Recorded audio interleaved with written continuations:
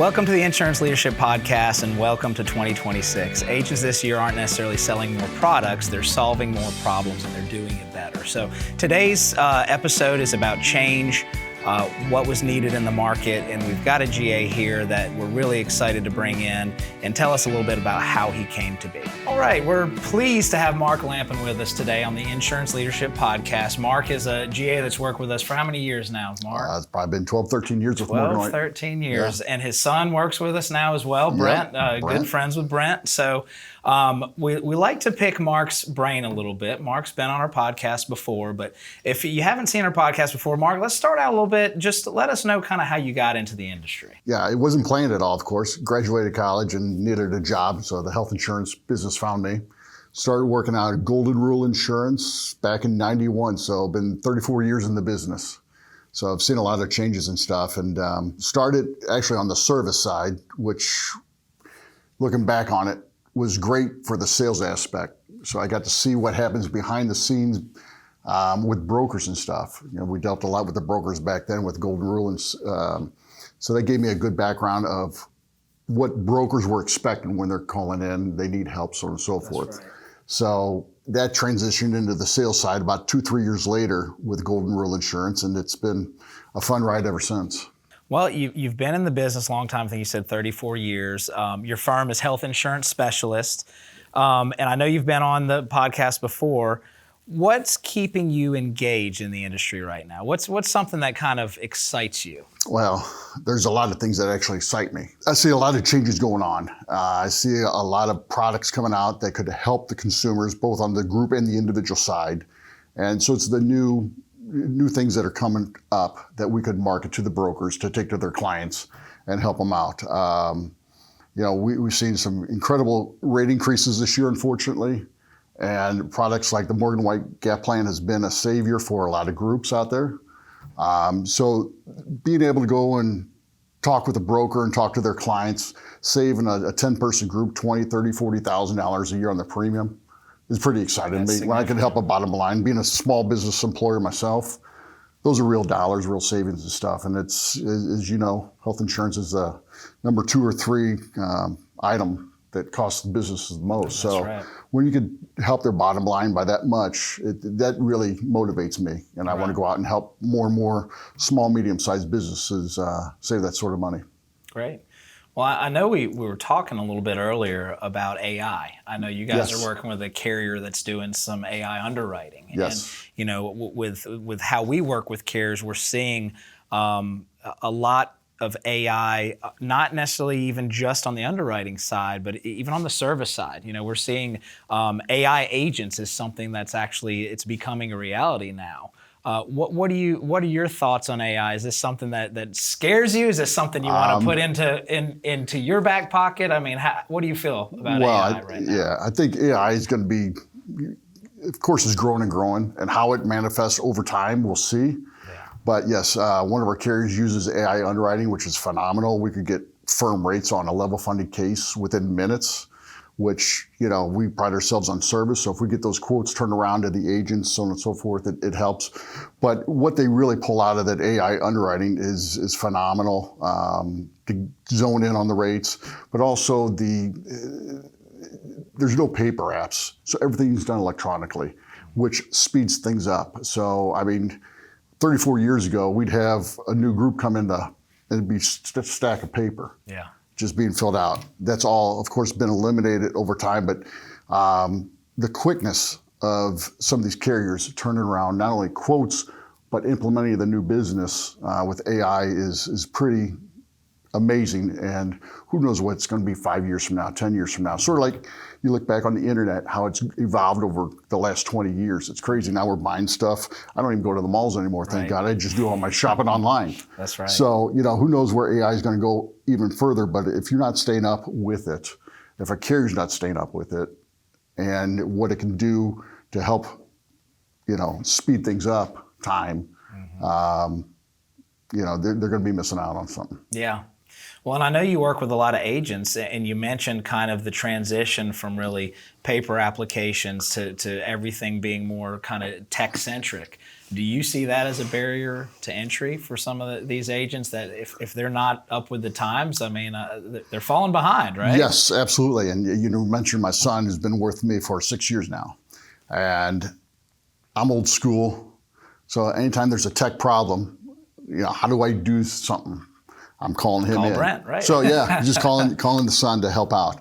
And you really need to do that. I'm trying to challenge myself to stay up with that. And I would recommend any carrier, any broker, you've got to stay up with that stuff to help service.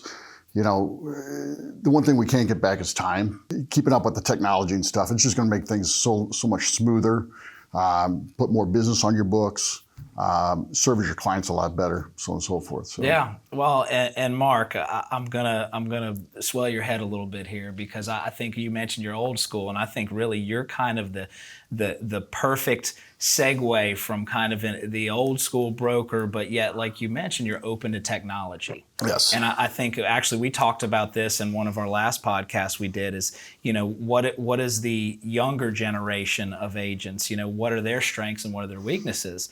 And obviously strengths being technology. They're born into it. They were never without a cell phone. They were never without the internet. But on the flip side of that, just the being able to look someone in the face and have a conversation, or make a presentation in front of somebody when maybe their career started on Microsoft Teams. Right. And we're seeing that the younger generation, the skills that maybe are taken for granted with the old school guys, of just the relationships and the handshakes and Absolutely. Maybe have a drink at a bar and talk about business. They're not as comfortable with that, whereas they may be exponentially more comfortable in technology. So, right. I envy what you've done as a GA to kind of, you're aligning yourself with the younger, the technology, tech savvy people. Yet you're still able to train these people how to embrace all these new things that are out there. Yeah. I think that's a very important skill set to have. I think that's why you're successful. Yeah, well, thank you for that. But I believe sitting down around the table still, before COVID hit, my competitors were the other general agents or a UHC rep or Blue Cross rep, what have you. And I'd be walking out of an agent's office, another rep would be walking in. You don't see that anymore. Right. So it's sort of an advantage to me is I go out and see the brokers, visit new brokers, and shake their hands. And they're like, I haven't seen a company rep in here and I can't tell you how long. Right. So you're right, that face-to-face, you get to know somebody better. It's one thing to do a Zoom, and I think that there's definitely a need for it, and COVID's taught us that, be a little bit more efficient. But I think some of the brokers that we've developed our best relationships with are the ones that we're able to go out there, shake their hands, get to know them face-to-face. You can't replace that human touch. And I think that's what has gotten away from a lot of the successful people. It's easier to do a Zoom.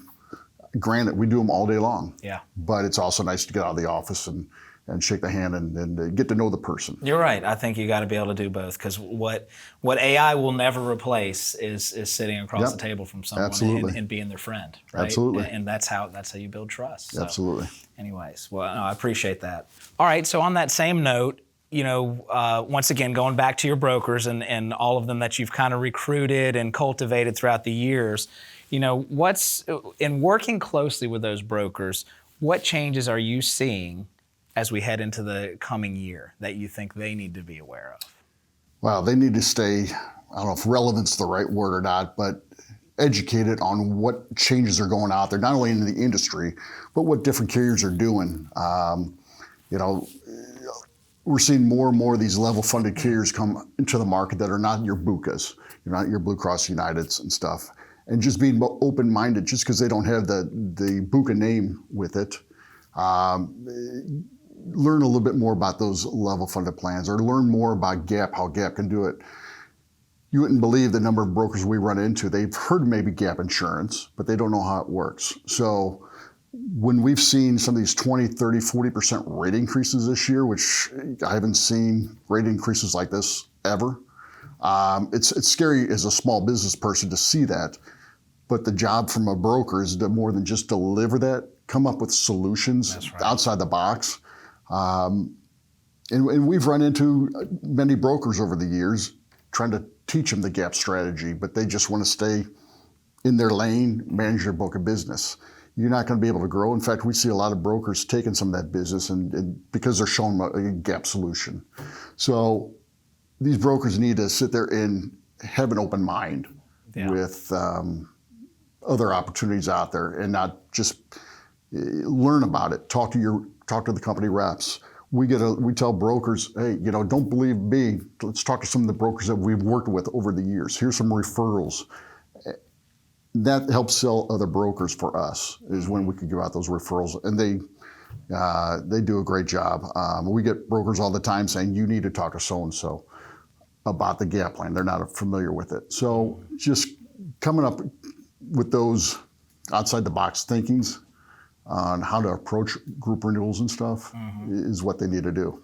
Well, tell me, I know gap is really, that's your probably top strategy, but are you kind of approaching any other strategies for sale? I mean, we've got agents now that are selling ICRAs. We've got agents doing reference-based pricing. Are there other strategies that you're proposing, or is gap kind of where you really like to hang your hat? We sit there, we try to stay in our lane. We don't want to be everything to everybody. That's right. Gap is probably 80% of our business, absolutely. And we're growing it by 15, 20% a year. So it's not slowing down. These out-of-pockets are going higher and higher for these groups. The rates, as we talked about, are getting out of control. So that's our main strategy, but we do have some other products. We got some level funded. We're eager to hopefully get the in-pocket plan back. I think that would be a big home run again, and for us is we get the individual gap plan back in 2026, hopefully. So we just try to stay in our lane. We're not trying to be everything to everybody. There's some other much bigger brokerages that want to do the dental, the vision, this and that. And, that's great, but we just pretty much stay in our lane. Yeah. So Mark, you mentioned in-pocket plan, which is an individual gap plan that we had available for a short amount of time, and we're now working on getting this back to market.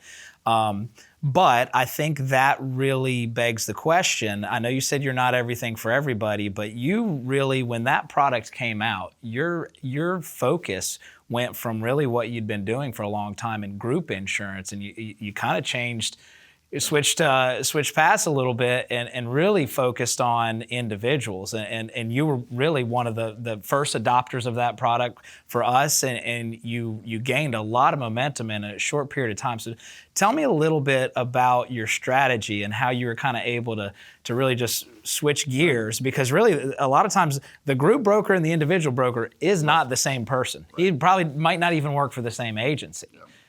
So we got heavily involved in gap insurance about, 12, 14 years ago, right when Obamacare was coming in and stuff. We saw some changes. But before that, we did a lot of individual. We were doing millions and millions of dollars of individual major medical business with some of the carriers. It wasn't completely foreign to you. It wasn't foreign, but we seen the writing on the wall. Commissions were getting cut in half overnight with the individual. And that's when we made the switch over to the group, and we had great success with the group gap business, and it just was an untapped market. So going back to, how did we turn that switch on? I got excited when I saw that product. I seen what it did for the group side. So yeah, a lot of brokers aren't doing group and individual anymore. They specialize.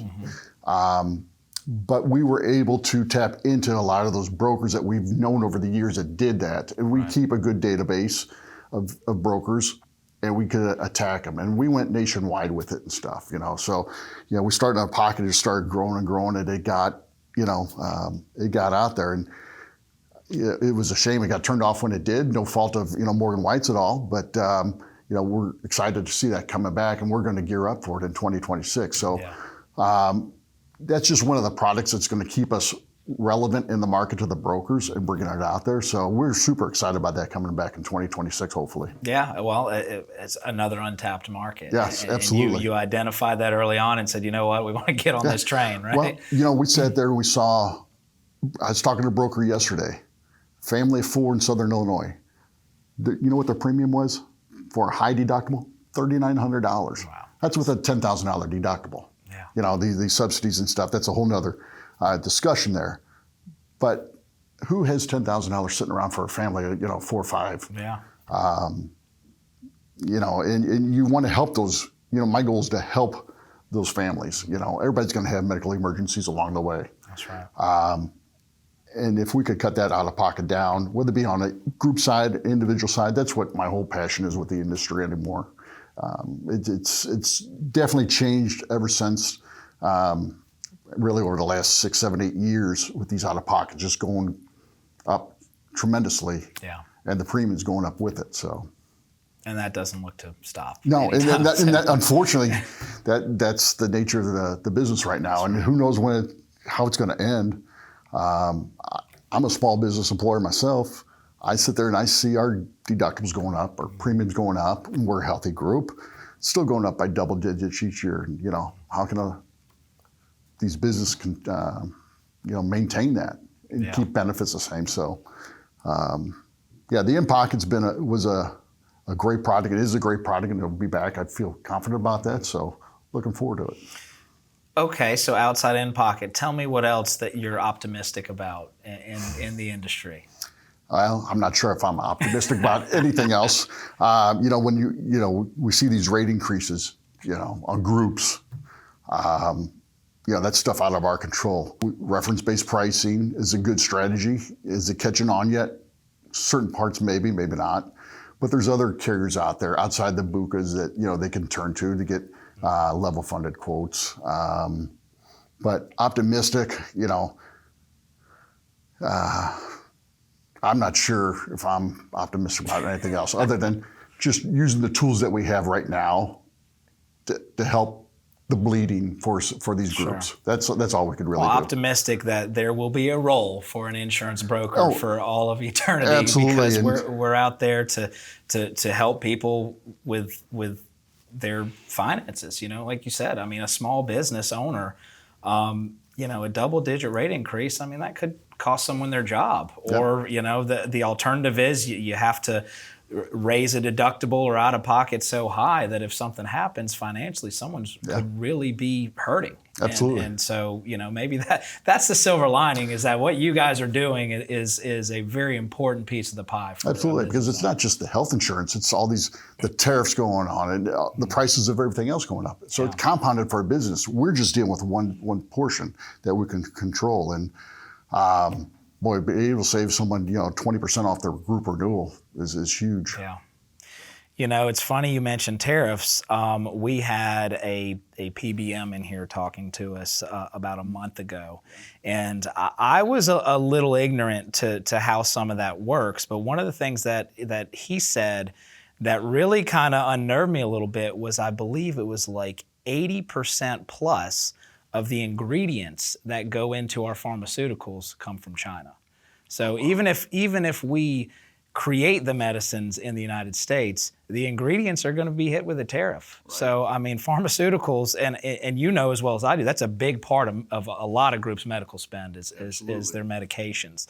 And the good news is, I think the federal government it's on their radar. I think, the PBMs are out there doing what they can do, but, I don't know if they got a target on their back from the federal government as well. But what it really boils down to is, I don't know if the tariffs will go away, but, the more stuff we're getting from overseas, the more we're going to pay, even with the same end result. So I think that was interesting and unnerving at the same time. And I deal with, like say all kinds of businesses. Speaking of the tariffs, we deal with people who are getting wood and metals and stuff from Canada, and they're getting squeezed there. And to be able to help, we've helped some lumber companies in Southern Illinois save tremendous amount of money by using a simple strategy. And that's the thing it just boggles my mind with some of these agents out there that they don't want to promote it, but it's such a simple solution, That's the thing about it. It's such a simple solution that you guys bring to the table. And if an agent's not bringing these solutions to their clients, it's a shame. Yeah. Well, eventually someone's going to bring the solution. We see it all the time. So if you get too comfortable and you don't really, if you're not advising and learning the strategies to help your customer, and you're just kind of staying the course, eventually someone's going to beat you. Yeah. And fourth quarter, of course, is busy for this industry. And people they're on to the next renewal. What can we do just to get it pushed? And it's a shame because I think some of these businesses are not given the time, because most people renew 1/1, that they're not given the time from the agent's standpoint. There's only so much time to deliver a renewal and a solution, and they're on to the next one. And I don't know if I've ever told you this. This is what really got me involved and excited about Gap business. Was first company I ever sold to was actually a friend of mine. He had a nursery, and we don't do hardly any personal business, but he was a friend of mine. I wrote it for his nursery. He had a 1% rate increase with Anthem back then. This goes back 12, 13 years. Most agents, 1% sign it, we're on to the next one. Yeah, we're not even talking about it. No, we're not even talking. It's not even a discussion. But I sat there and he had a $1,000 deductible. We took him up to a 5. I said, you can either take that 1% and be done, or let me show you a solution, bumping up the deductible to $5,000. We could save, it's like a 6-person group. We saved him almost $15,000 a month, a year in premium. That's big for a 6-person group. Yes, it is. So he goes, all right, we'll do it.